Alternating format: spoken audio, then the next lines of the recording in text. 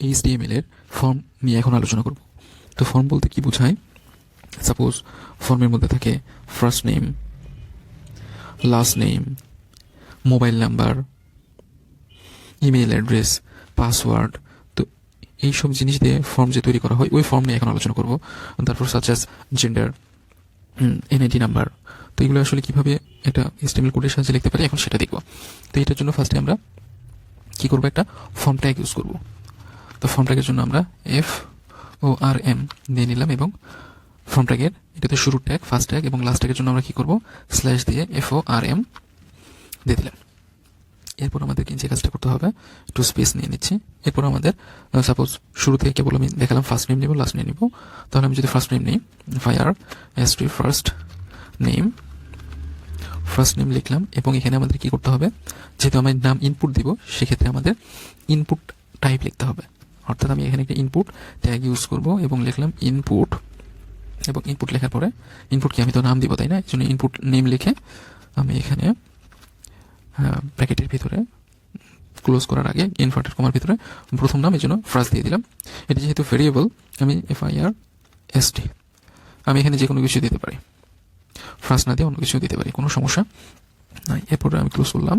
এখন যদি রান করি তাহলে আমি আর কিন্তু ফার্স্ট এই লেখাটা দেখাচ্ছে এবং এখান থেকে কিন্তু আমি যে কোনো কিছু ইনপুট নিতে পারবো। সাপোজ ইনপুট নিলাম মামুন, অর্থাৎ আমি যে কোনো কিছু এখানে ইনপুট নিতে পারছি। এরপরে আমাদের কি করব, মানে ফার্স্ট নেম দেওয়া শেষ, এখন আমি লাস্ট নেম ইনপুট নিব।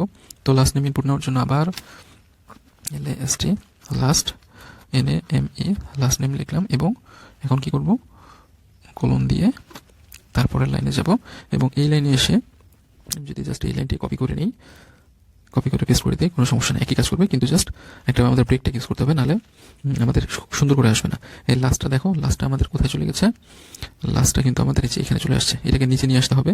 এই জন্য কি করতে হবে, ব্রেক ট্যাগ ইউজ করতে হবে, অথবা আমরা প্যারাগ্রাফ ট্যাগ ইউজ করে কাজটা করতে পারি, ব্রেক ট্যাগ ইউজ করে কাজটা করতে পারি। তো এই জন্য আমরা কি করবো, ব্রেক ট্যাগ ইউজ করবো। BR, ব্রেকের কিন্তু কোনো ক্লোজিং ট্যাগ হয় না, মানে ক্লোজিং স্টেটমেন্ট থাকে না।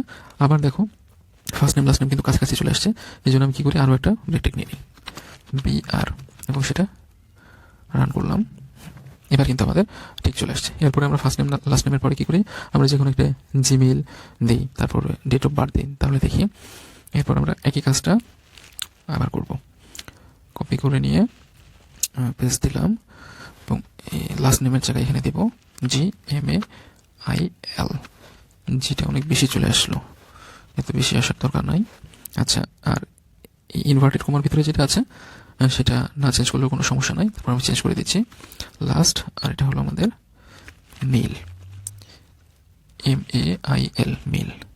এখন যদি রান করে ওই জিমেলের জন্য আবার কি করতে হবে আমাদের, জিমেলের জন্য আমাদের ব্র্যাকেট ওই ব্রেক ট্যাগ ইউজ করতে হবে।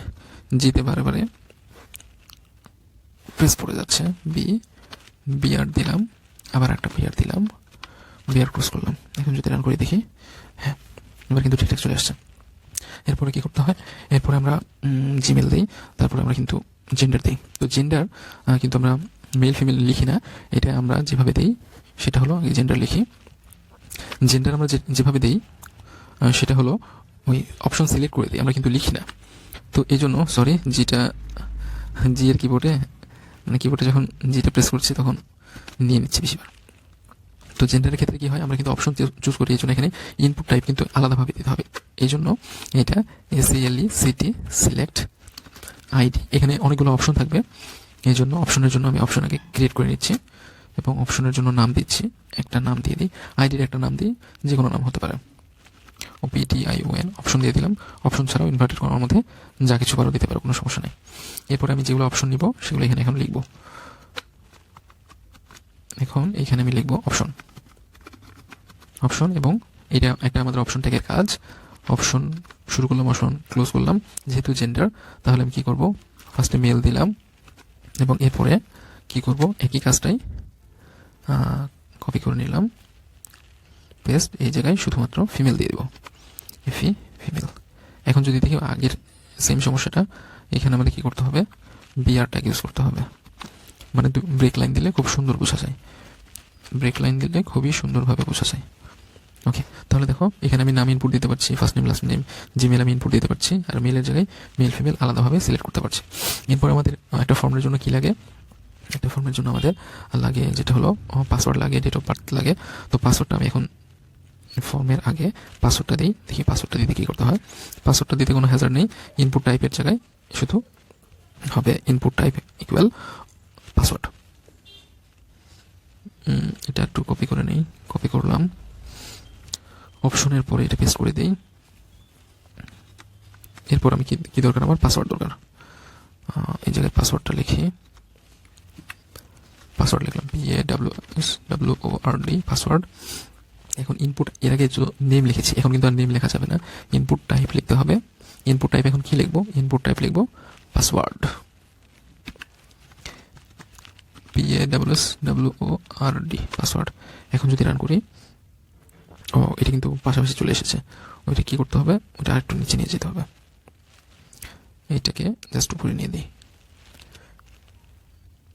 কাট। হয়ে গেছে, পেস্ট জেন্ডারের পরে। হ্যাঁ, এখন যদি রান করে পাসওয়ার্ড এখানে ডাবল চলে আসছে, বিয়ারটা ডাবল চলে আসছে।